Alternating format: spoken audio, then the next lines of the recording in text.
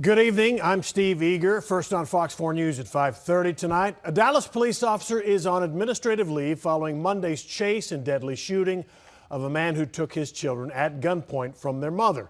But this officer on leave is not the officer who fired shots. This officer is accused of ignoring the mother and driving away while the kidnapping was happening. Dallas police later killed Stephen Douglas at this auto repair shop in Oak Cliff. That was after he slammed into a minivan during a police chase. Moments before that crash, Douglas repeatedly rammed the car belonging to the mother of his children. The officer is accused of seeing that woman in distress. She says she begged for him to help her, but he wouldn't. Sean Rabb has a story you will see only on Fox 4.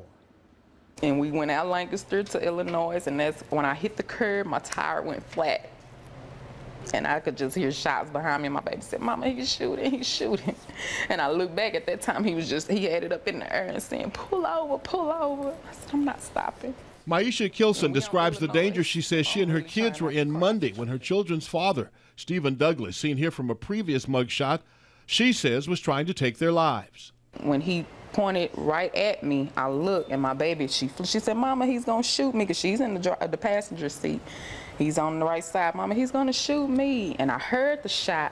I didn't see because I stopped, turned so hard to the left, and now I'm crossing the median in oncoming traffic where my car was disabled. It just wouldn't go no more. Now we facing the wrong side of traffic and everybody's coming toward us. Kilson says Douglas came to her car. He reached into the windows, pulls it out, and as the window exploded in my face, because I actually thought he shot it, I didn't know at the time, but I did see his hands up and he pulled it out.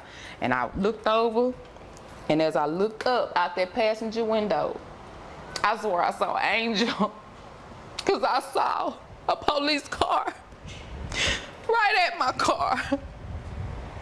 In that squad car, now at her passenger window, 28-year veteran, Senior Corporal Les Richardson. This is video of the senior corporal from a 1999 Fox 4 news story. And that man looked up, he said, "What's going on?" He right at my window directly. I said, "Get him, get him, get him." As he got the gun in my head saying, "Get out, get out." He saw the policeman, so he moved the gun. He jacked my son out the car. That policeman drove off.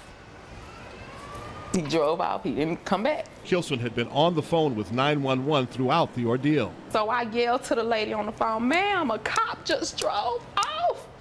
I said, "Why did he pull up, ask me what's wrong, and drive off, and now he got my kids?" This man, we'll call David, saw it all and tried to help, even driving to find an officer. And I was like, "Excuse me, officer." I said, "Excuse me, there's a lady down the street.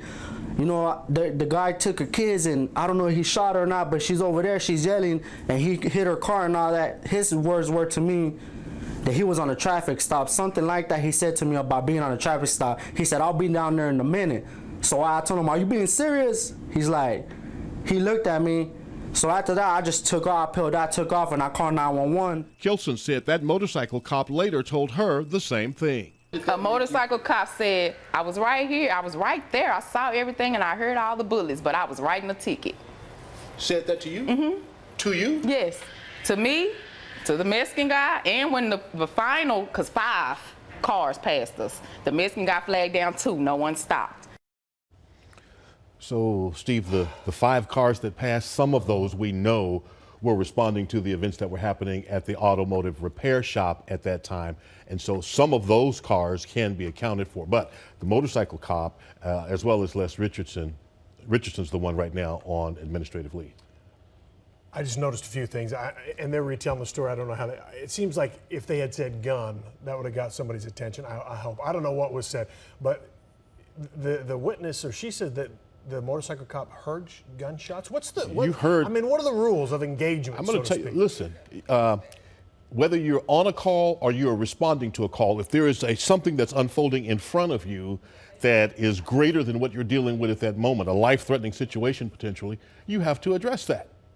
Unless you're on what's called a priority 1 call, you're already dealing with a life-threatening situation and you learn of another, then you have to deal with what you're dealing with. But if you're on something like writing a traffic ticket and you hear gunshots, as a police officer, you should leave the traffic ticket standing there and go to where you hear those gunshots coming. And we don't need to play it out for people. They can know how bad this could have been.